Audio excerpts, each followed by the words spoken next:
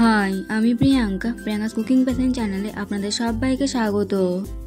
আজ আমি আপনাদের জন্য এনেছি মধ্যপ্রাচ্যের এক দারুণ জনপ্রিয় ও মুখরোচক মিষ্টি রেসিপি বাসবুসা। এটা খেতে একদম দারুণ আর বানানোও খুব সহজ। ঘরোয়া উপকরণ দিয়েই বানিয়ে ফেলতে পারবেন। তাহলে দেরি না করে দেখে নিন আমার আজকের এই রেসিপিটি। সবার প্রথমে এখানে আমি একটা বাটি নিয়েছি। এবার আমি বাটির মধ্যে দিয়ে দিচ্ছি 1 বাটি সুজি। এবার আমি এর মধ্যে দিয়ে দিচ্ছি বড় চামচের 2 চামচ চিনি। আপনারা এখানে নিজেদের পরিমাণ অনুযায়ী চিনিটা দেবেন। আর দিয়ে দিচ্ছি ফ্লেভারের জন্য সামান্য একটু এলাচ গুঁড়ো। আর দিয়ে দিচ্ছি 1/4 চা চামচ বেকিং পাউডার। আর দিয়ে দিচ্ছি 2 চামচ সাদা তেল।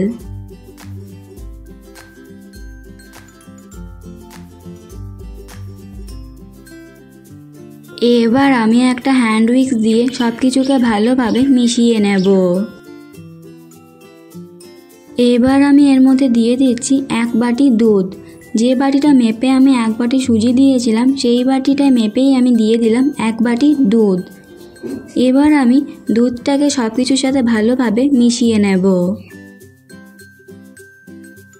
আপনারাও কিন্তু এখানে যে বাটিটা মেপে সুজি নেবেন সেই বাটিটা মেপেই দুধটাও নিয়ে নেবেন। মানে সুজি আর দুধটাকে সমপরিমাণে নিতে হবে। সব কিছুকে আমি ভালোভাবে মিশিয়ে নিয়েছি। এবার আমি এটাকে ঢাকা দিয়ে রেখে দেবো 10 মিনিটের জন্য। 10 মিনিট পর ফিরে এলাম। আবারও আমি হ্যান্ড উইক্স দিয়ে সব কিছুকে ভালোভাবে মিশিয়ে নেব। আর এখন সুজিটা অনেকটাই ফুলে উঠেছে। এবার আমি এখানে একটা টিফিনের ঢাকনা নিয়েছি। ঢাকনার মধ্যে আমি আগে থেকে তেল লাগিয়ে নিয়েছি। এবার আমি এই ঢাকনার মধ্যে আগে থেকে তৈরি করে রাখা সুজির ব্যাটারটাকে ঢেলে দেব। এবার আমি হাত দিয়ে এটাকে একটু এইভাবে ঝাঁকিয়ে দেব যাতে ব্যাটারটা চারিপাশে সমানভাবে সেট হয়ে যায়। এবার আমি গ্যাসের মধ্যে একটা কড়াইকে বসিয়ে দিয়েছি। এবার আমি কড়াইয়ের মধ্যে দিয়ে দিচ্ছি লবণ। আপনারা এখানে লবণের পরিবর্তে বালিও দিতে পারেন। এবার আমি লবণটাকে কড়াইয়ের চারিপাশে এইভাবে একটু ছড়িয়ে দিচ্ছি।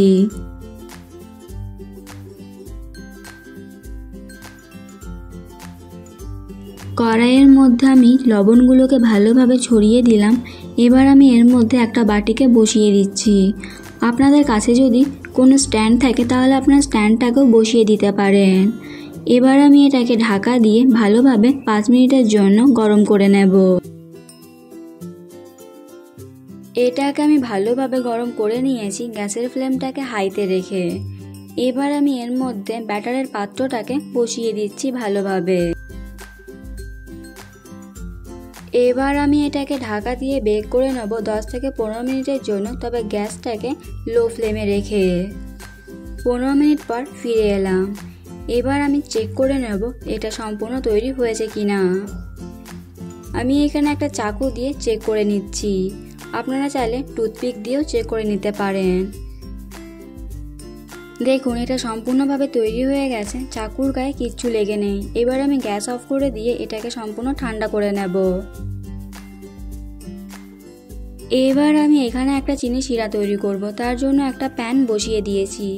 এবার আমি এর মধ্যে দিয়ে দিচ্ছি 1/2 বাটি চিনি। এখানে যতটা সুজি নেবেন তার হাফই চিনি নিতে হবে। আর যতটা চিনি নেবেন ঠিক সেই পরিমাণেই জল দিতে হবে। আমি এখানে 1/2 বাটি চিনি আর 1/2 বাটি জল দিলাম।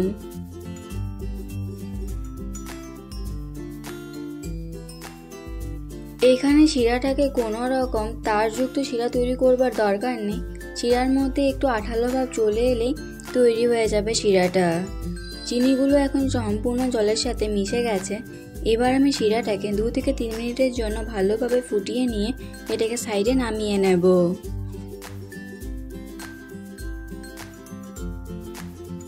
এটাও এখন সম্পূর্ণ ঠান্ডা হয়ে গেছে। এবার আমি এটাকে একটা চাকু দিয়ে এইভাবে লম্বা করে কেটে নেব।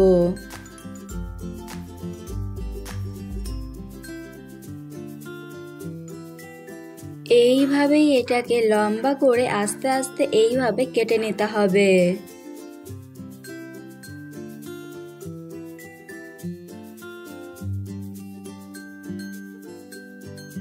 এইগুলোকে আমি প্রথমে লম্বা করে কেটে নিলাম। এবার আমি এটাকে এইভাবে আড়াআড়ি করে কেটে নিচ্ছি।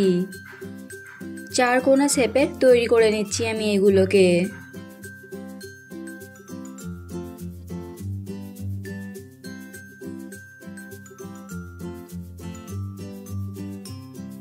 আড়াআড়ি ভাবেও কেটে নিলাম।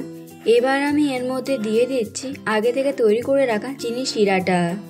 চিনি শিরাটাকে কিন্তু গরম থাকা অবস্থাতে এর মধ্যে দিতে হবে, তবেই কিন্তু চিনি শিরাটা এই মিষ্টির ভেতর পর্যন্ত মিশবে, নয়তো কিন্তু চিনি শিরাটা মিষ্টির ভেতরে মিশবে না ভালোভাবে, আর মিষ্টিগুলো খেতেও ভালো লাগবে না।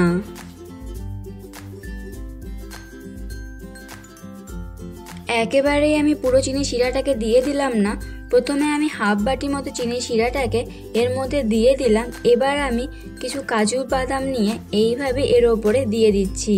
এতে দেখতেও সুন্দর লাগবে আর খেতেও খুব ভালো লাগবে। আপনারা এখানে নিজেদের পছন্দ অনুযায়ী যে কোনো ড্রাই ফ্রুটস দিতে পারেন।